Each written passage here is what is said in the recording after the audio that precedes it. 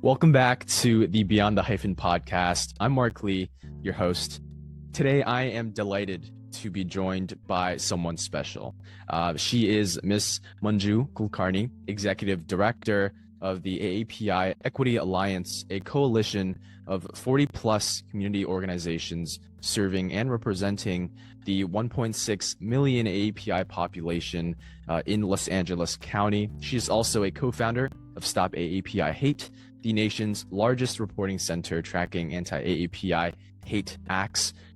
She has been on Time's 100 most influential people in the Bloomberg 50 lists. She's won the 2021 Webby Social Movement of the Year Award, and in 2024, recently, she also won the James Irvine Leadership Award. Her work has been featured in the New York Times, NPR, CNN, and more. She is a TEDx speaker. She is an advocate at the UN, the Aspen Institute, the World Bank, and more.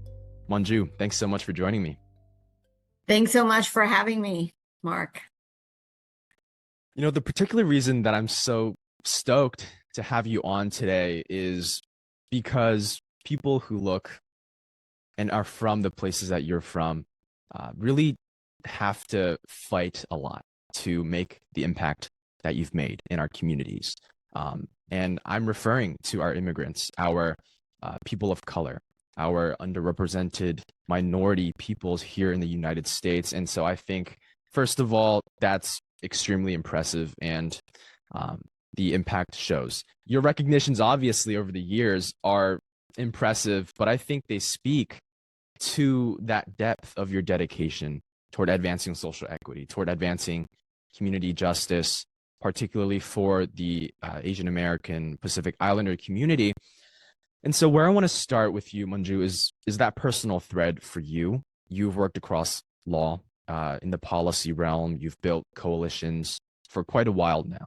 I'm curious, if you think back, what experiences made you realize, like, this is the work that I want to do throughout my life, not just professionally? Yeah, so I have sort of an interesting background in terms of where I grew up, and I think it really helped to shape me and my worldview. I am myself an immigrant. I came with my parents when I was 2 years old. We first settled down in Kansas City, Missouri, but then by the time I was 7, we moved to Montgomery, Alabama. And this is at a time like it had just gone through the civil rights movement. And so in some ways there was a real opening for folks like me, but there weren't that many of us. So I remember in 5th grade being, my parents being called witch doctors by classmates. Like, it was teasing, or I wouldn't say it rose to the level of bullying, but definitely seeing me as different, right? There were no other South Asian kids in my class, or even AAPI kids, I think, in my whole grade. So fast forward then to like 9th grade, where in my class of largely white students, when we were playing a game of Jeopardy, my teacher, one of the other kids, noticed that I was getting a lot of questions right. And so asked the teacher in front of everyone, like, why is Manju getting the answers, all the answers, essentially. And he said in front of the whole class, because she's not American. And so, it was a realization, we all sort of, I laughed it off, but it made clear sort of how I was being seen by my peers, by my teacher, and that I was the other, right? Yeah. I know a lot of young people, I'm sure, who listen to your podcast have had similar experiences, and they're very hurtful. And I think when we talk about issues of belonging, I think that's where it comes up. And we've seen, from the status index and others, that young people don't, and especially young people now, don't feel that they belong. The last example that I'll give is one that happened to my mother when we were in Montgomery, and I was in 5th grade. She was discriminated against when seeking out a job. She went for an interview to join a family practice group. She was a doctor, and the male physicians on the interview panel essentially just had one question for her, which was, why do you foreigners come to the US and take all of our jobs? So, needless to say, she didn't get the position, but my parents decided to fight it because it was racial discrimination. And it wasn't just happening to her, but it was happening to countless other doctors who were immigrants, who are not white. And so when they brought a class action lawsuit with the help of an attorney with the Southern Poverty Law Center, it settled very quickly because it was obvious, I think, to a lot of folks that this was, in fact, racial discrimination. And so I was able to see that challenging the system is important, that we all have the power to make change. And these things absolutely do happen. Unfortunately, they happen with some regularity. So I felt it was my responsibility and really my parents' legacy. Even though they were physicians, they were not lawyers or advocates, to help support our community in these ways, to challenge hate and to challenge unequal treatment when and where it happens. Just to make sure I heard you correctly, your mother was interviewed by a panel that had, male physicians on it, and the main question they asked was why foreigners like herself came to the United States to, quote unquote, take their jobs. Exactly. That's what. Thinking back now to the COVID pandemic, right? We saw the spike in anti-Asian hate, in this sentiment that the virus was because of people who look like, myself, people who look like they're Chinese American, people who don't look like the typical, Caucasian person here in the United States. And I think it's really powerful, though, to look at your roots, whether that be the challenges that you face, the parents who raised you and the challenges they faced, because that gives you a sense of purpose. And it puts into context, right, how that personal aspect drives your work. You co-founded Stop AAPI Hate. It was a rapid response to, the COVID-19 crisis. When you look back at those early days or weeks in 2020, can you share a little bit about your primary focus, or the org's primary focus, with respect to what the organization wanted to tackle immediately? Right. Well, let me share a little bit of backstory, which is, before I even had that first conversation with Cynthia Che and Russell Jung, in early February of 2020, when we were just beginning to learn that there was something called the coronavirus, a child at a Los Angeles public school, a middle school, he was only 12 years old, was out at recess. Another kid approached him and said, "You're a coronavirus carrier. Go back to China." And when he reflexively responded, "I'm not Chinese," because his family was not from China, the other kid punched him in the face and head 20 times. So that was the indication for us that something was happening, because there was not a single confirmed case of COVID-19 in Los Angeles County, let alone Southern California.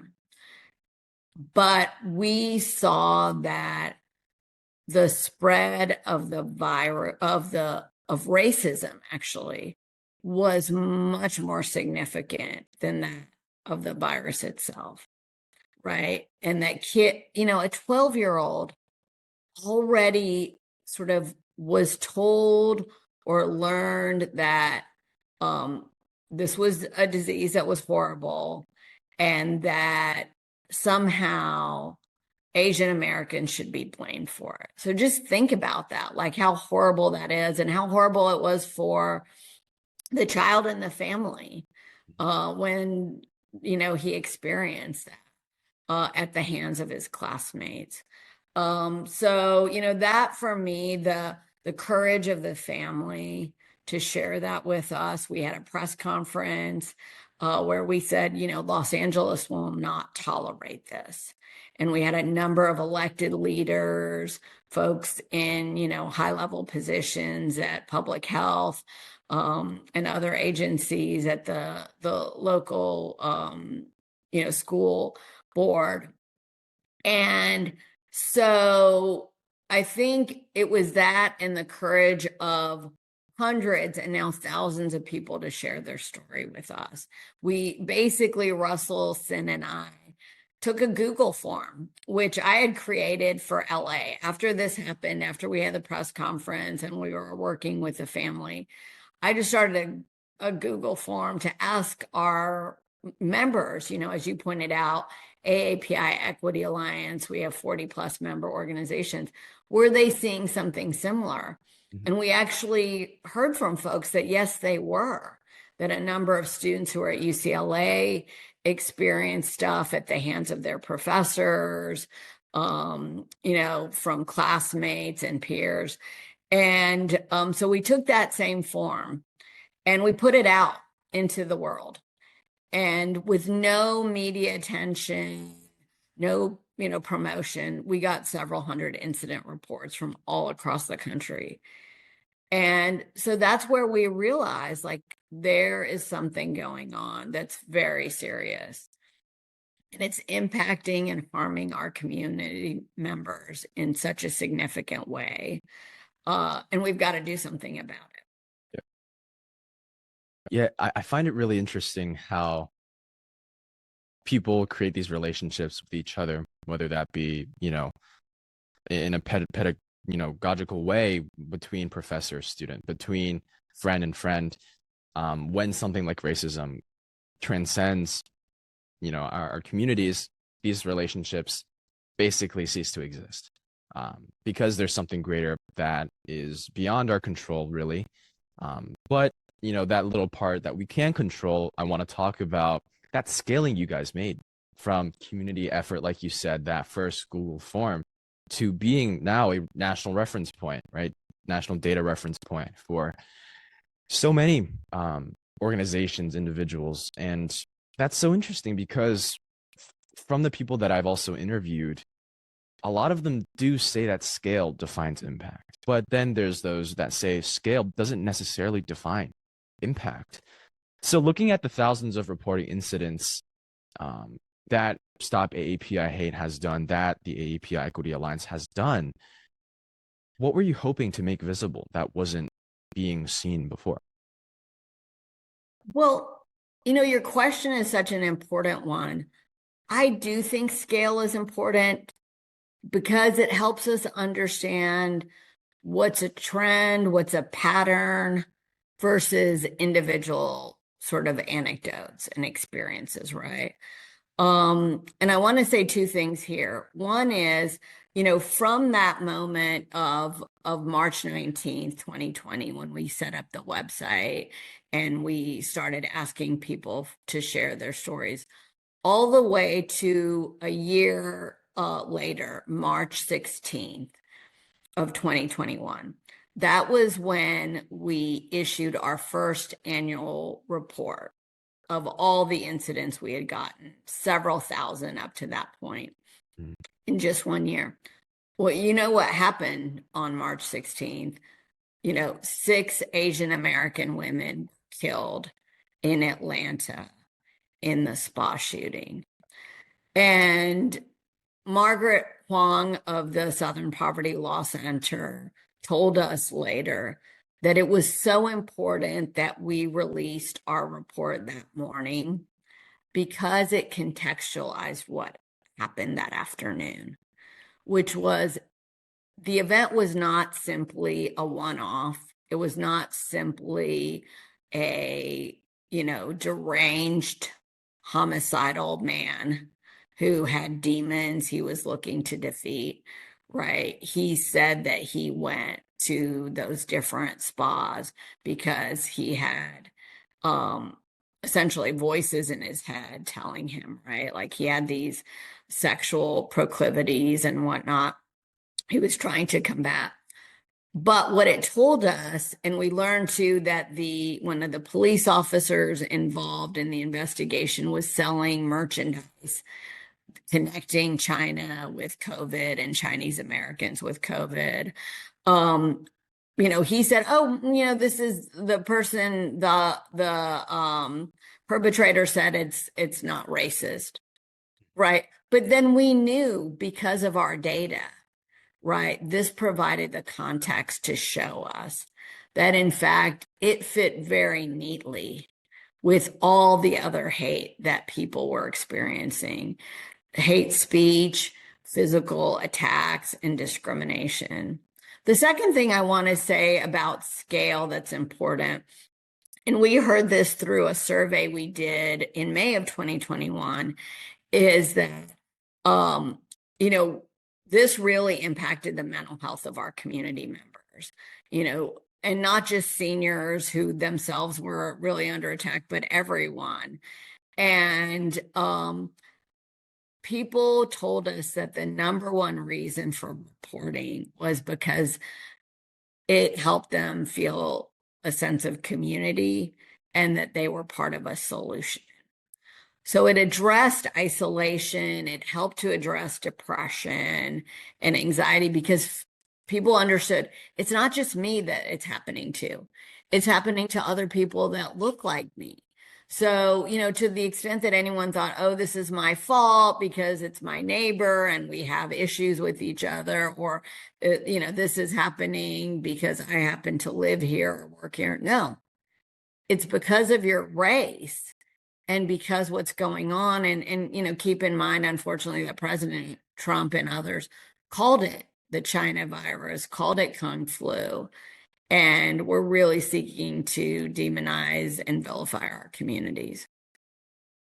Yeah, I love how you pointed out, mentioned that this narrative wasn't only rampant in our local communities. We literally had a president that we elected pushing forward this false narrative, right?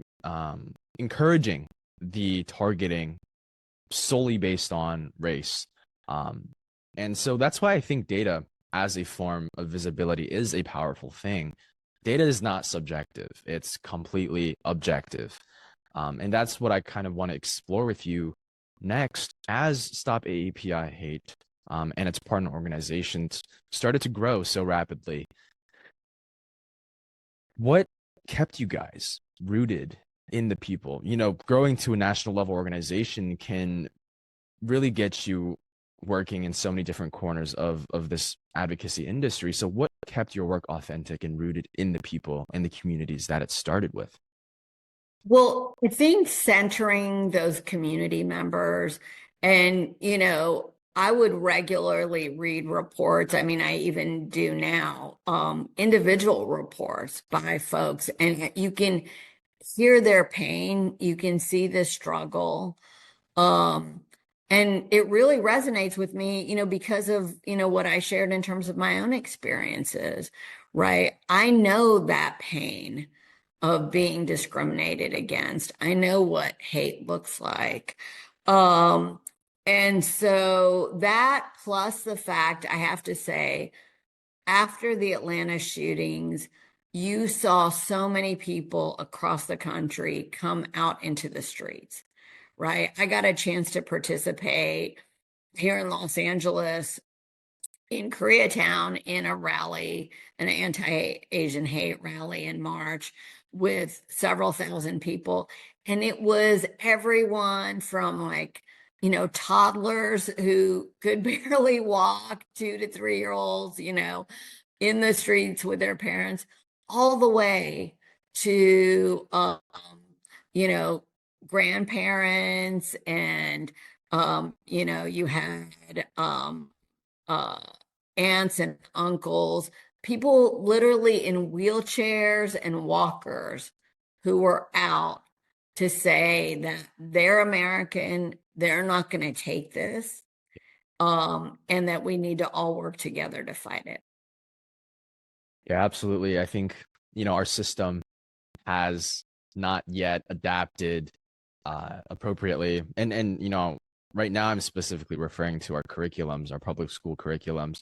Personally, as a student, I can see very clearly the lack of relevant and holistic curriculum in our history classes, in our public schools. And that kind of engenders a ignorance, right? At no fault of our youths, right? It's the system that sort of perpetuates this forward. And so when we look at the policy agendas or the policy goals that organizations like Stop AAPI Hate may have along the way, looking at DC, the politics right now, the tense, fights, the shutdown that's happening right now, how has this affected all of the advocacy that Stop AAPI Hate and the AAPI Equity Alliance does? Right. Well, before I talk about some of the advocacy, if it's okay, I want to share a story because you mentioned curriculum and you mentioned what we learn in school. And I think too often, not only are we not learning about our histories, right? Maybe there's a little bit of mention of, the Chinese Exclusion Act. Maybe you get a paragraph about Japanese American incarceration, but there's so much that's left out of it, right? And especially what connects the dots, between essentially xenophobic rhetoric and racist policies with hate acts. And you mentioned earlier, like relationships with, our fellow students and whatnot. And it brings to mind a story of what happened in my AP American history class that I think ties this together. When in 11th grade, we were studying the Japanese American incarceration, my AP American history teacher, who was actually a really lovely person, she wrote me a lot of recommendations for college that helped me to get in and all sorts of things. But she had a misguided idea about the Japanese American incarceration, and she was defending it and essentially asked the whole class of 25 kids, if we were at war with India, should we basically intern Manju? I mean, that's what she asked. And 24 out of 25 kids voted to intern me, right? Which is so scary, right? These are kids who are 16 years old. They're going to vote in 2 years. Right. And even though I was well liked, I had a lot of friends in that class. The fact that almost everyone said it would be okay to do that, right? So I think it brings to mind the fact that, your point that it is so important what our young people learn in school and that they learn about some of those injustices. What we're seeing again now is a coordinated and concerted effort to attack immigrants and to marginalize Asian Americans and Pacific Islanders. And we see it all over the place, right? We know these ICE raids are happening all across the country. And by the way, they're not only happening to undocumented folks. Over and over again, there's documentation, there are videos that show people who are U.S. citizens are getting stopped by ICE, they're getting detained by ICE. Yeah. But there's more than that. There's the attack on birthright citizenship. The Supreme Court may nullify that now, right? And so many of our young people are beneficiaries of that. Millions of adults even, right, have benefited in our community from birthright citizenship. Additionally, the attack on international students has been pretty really awful, and I think has marginalized them. And lastly, I'll mention the H-1B fees. Right now, to require every company to spend $100,000 means that those people who are seeking jobs, most of whom are from India and China, and then also Taiwan, that they are not going to be able to come here, right? And that's concerted. That is coordinated. It is not a one-off strategy. It is part of a way to shrink our community and discourage people from coming here. Yeah, I love the points that you're making. Like these are very rooted in personal experiences that either you, I, or any other people, who are not from the United States experience. Or even you're from the United States, but you are different in another way. Um, and so I have just a few more questions for you, but this next question is rooted in the idea of media. A lot of these narratives are twisted or, spread throughout media strategies, more specifically, just how severely it can unite people or dilute the message that organizations like Stop AAPI Hate might be trying to send. Um, what were and even are still the key primary challenges that you guys might face when it comes to this just crazy, crazy media world? Well, I think we're in really challenging times because it's essentially a confluence of circumstances, right? One is a distrust of institutions, and that includes media institutions, right? So, even I myself have questions when I read articles in corporate media, right? And that they're not telling the full story. They're using euphemisms when they talk about the lies and falsehoods that the president and his administration are telling. So that's the first challenge. The second challenge is the alternatives are often themselves misleading, right? I know a lot of young people go to TikTok and Instagram and others, and they're not always accurate. And in fact, there's not only misinformation, which is just information that's wrong, but disinformation where people are purposely telling lies Right. to impact attitudes, beliefs, and actions. That's especially serious.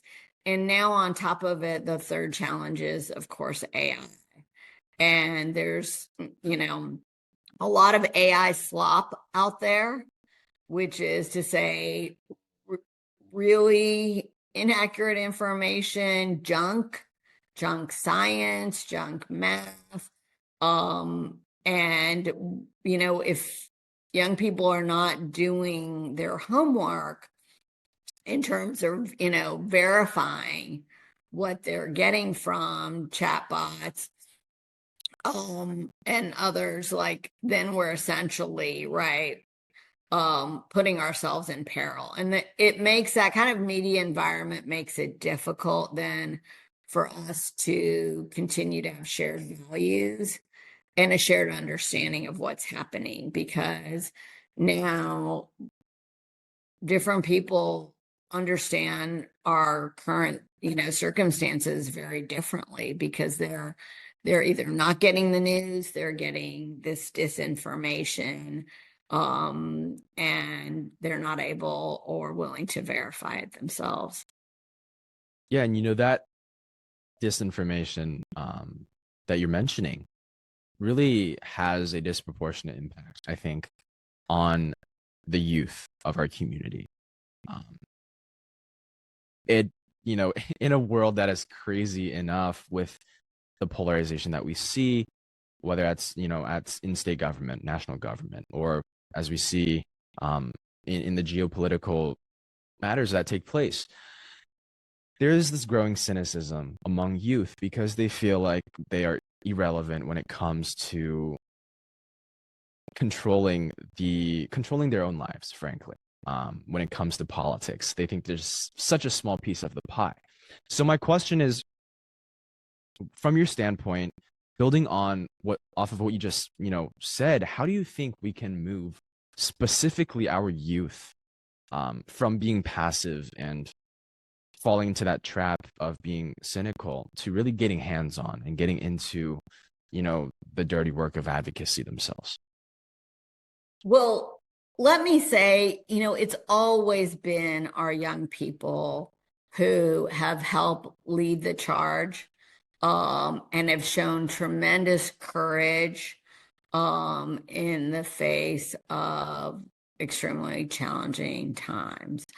I'll just give two examples, and examples of times that were, if you can believe it, worse than we are in now, which is to say, you know, prior to the civil rights movement, the amount of discrimination, right, against African Americans. I mean, they weren't allowed to vote, much less, you know, walk where they wanted, work where they wanted. There were sundown towns. I mean, they even affected AAPIs, where if you went there after sundown, you would be killed. Right. Right. And the freedom riders were young people, right? So many African American students, but also, white students, others, who were out there and, risked their lives, went to the lunch counters, rode on these buses, and went to essentially register people to vote. That just took an immense amount of courage, and it worked, right? It worked not only for the immediate goals, which were to desegregate these lunch counters and to enable small groups of people to vote. It led to the Civil Rights Act of 1964, the Voting Rights Act of 1965. Another one just a few years later was, the anti-war movement, where young people put themselves out there and said, we don't want to go to another country and kill their people, right? We don't believe in this. We should not be conscripted and required to do this. And they also won, right? It was because of their actions that we had to get out of the war. The United States had to get out. So those were, and again, that was life or death for many of them, because having to go, to Vietnam and having to engage in combat against their will. So I would just say, have courage. Please do make yourself aware of what's going on. I think it's really easy right now to, whether it's your own homework or just finding out about the world, to just go to ChatGPT or Genesis or any number of the ones that are out there, right? But do your homework, verify that information or what you're seeing, and often if it looks too good to be true, it probably is.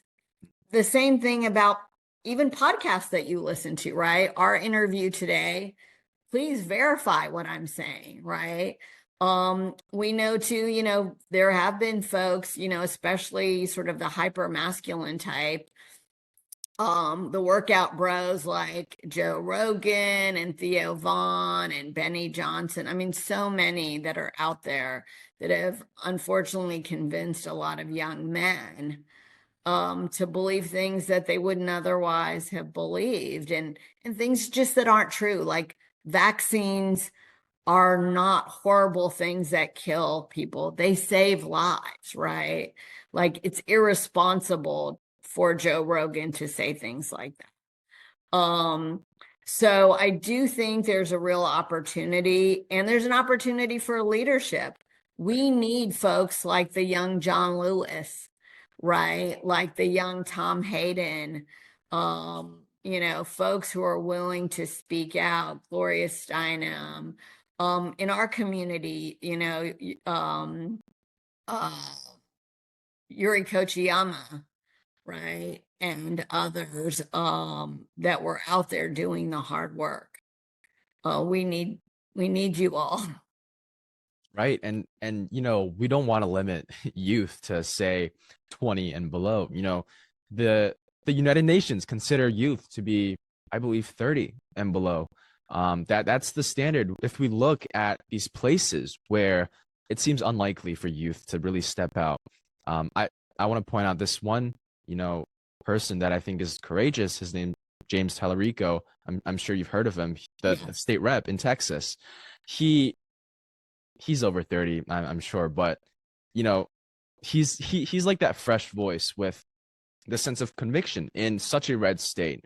But he's rooted in his belief. And as we can see on the media, in these narratives, he fights for what he believes for. And that's the most we can ask from a person. And so I want to say, as we wind down, I totally agree with you how a lot of this work does have to do with leaving an infrastructure for our youth to build off of. And really translating all of this work into tangible language that our policymakers can introduce, right, and into their legislatures. And so my second to last question for you is, as effective as collecting data that is accurate can be, where do you see the biggest sort of breakdowns in having that evidence and then turning it, convincing these policymakers to turn it into legislative action?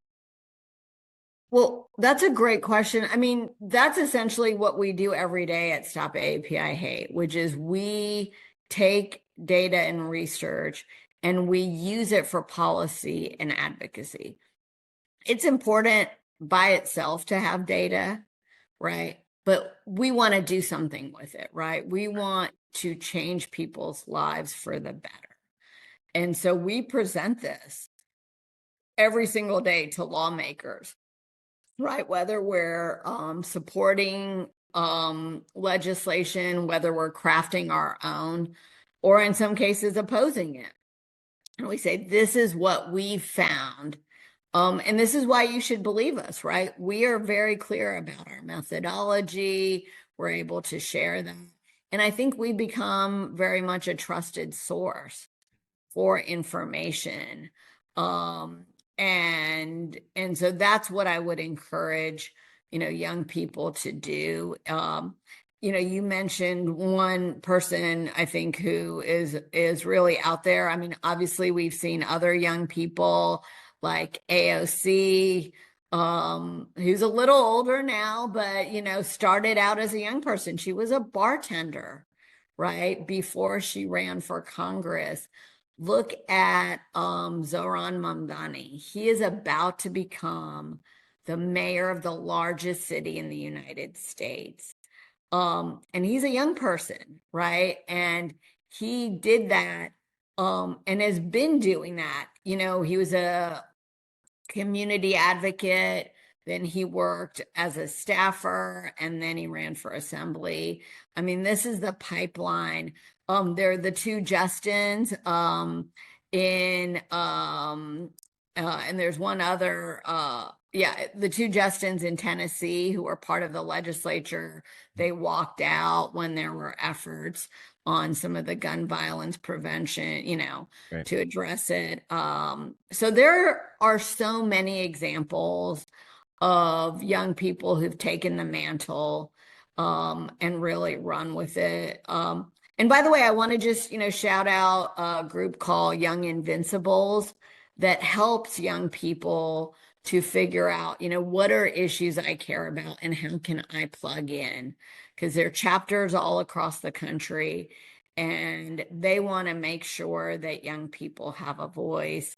And there's our organization. We love to have young adults who participate in, a whole panoply of ways.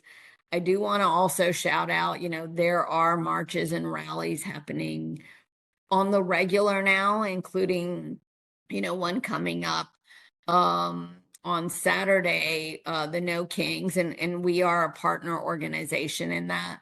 So I hope a lot of AAPI young folks, as well as older adults and seniors, will join us Yeah.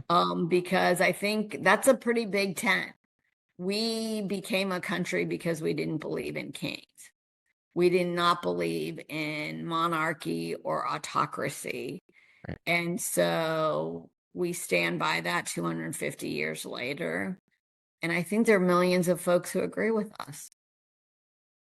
And, before my last question for you, I just want to point out how these protests, right, we see, I'm sure Indivisible, National Indivisible, across the states. Here in Maryland, they're actually hosting a No Kings protest, like you mentioned, on Saturday.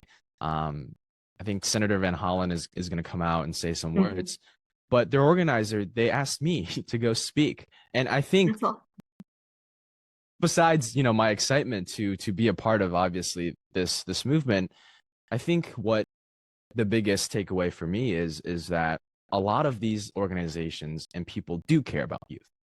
They are very much motivated to offer that youth perspective. And, I think that's a really great note to also wrap up on, because at the end of the day, all the work is only about reforming what belonging actually can and has looked like. Like you mentioned, 250 years ago, we established this foundation for our nation to be built off of. And so my last question for you, Manju, I think your work shouts that safety isn't just, an absence of violence. It's the presence of something. It's the presence of a sense of belonging. So if you have one message that you could deliver to the future of our nation, what would that content be in this exigent time? And why do you think it's important? Well, this isn't the first time our communities have experienced hate and discrimination. It's been true, sadly, since almost the founding of America. But we've seen time and time again, each generation resist, fight it successfully, right? Maybe not in the moment, maybe it's taken a few decades, but they've done that. And they're doing that now. And I feel very confident. We first saw anti-Asian hate as being COVID related right now and directed, a lot of it against Chinese Americans and East Asians. Now we're seeing it directed largely at South Asians like myself. There's a real surge in an online hate against our communities. But we've seen it before, but we've fought it and we've been resilient. And I think our community knows and understands how to be resilient. But what it takes is us working together, being part of these mass movements. It takes getting engaged in policy and advocacy. And that means too, like, not just the big stuff, right? We know that it's important to go in front of Congress to change laws, but it's even having conversations with your neighbors, with your family members. Right now, we know from AAPI data that there are a lot of folks who feel buyer's remorse. They were sold a package of goods by the current president that he would deal with inflation and he would deal with some other issues. Yeah. All of that is worse now, right? As is authoritarianism. And so there are a lot of people, I think, who are open to our message. And I know more than 75% of Asian Americans and Pacific Islanders, according to AAPI data, are upset with what's happening now. So we have a real opportunity, and all of your listeners have a real opportunity. You don't have to jump, to run for office just yet. Do the small but important work about talking, that includes talking to your friends, getting people to register to vote, talking to your ajumma or your nani or your tito, right? And engaging with them. And then it is getting together with other folks to say, okay, what do we need to change what's happening in our community, at our schools, right, in our neighborhoods? And then what can we do in our cities, in our state, and our country? And so there's so many tools out there. Take up one of them every single day, right? If you can, if it's that one conversation you have today, if tomorrow you participate in 5 calls and you just make that first call to your Congress member and say, hey, I didn't like what was happening. I don't believe in the shutdown, and I don't believe in denying health care for people. And participating in these protests. These things work, and we know that they work, but they involve everyone getting together. Democracy is not a spectator sport. We need everyone to join in the fight. I absolutely love that. And I think there's something a lot, of young people can also take along with them, having that basic human experience, having that conversation to keep it really grassroots. I love that. Well, Manju, thank you so much for joining me today and for sharing your humanity with us. Thank you so much, Mark. Really appreciate the opportunity and love the podcast, and thank you, and thanks to all the young folks out there. We need you. We know you're there. You're going to show us your leadership, and you are going to carry the torch to help us preserve our democracy and fight hate moving forward.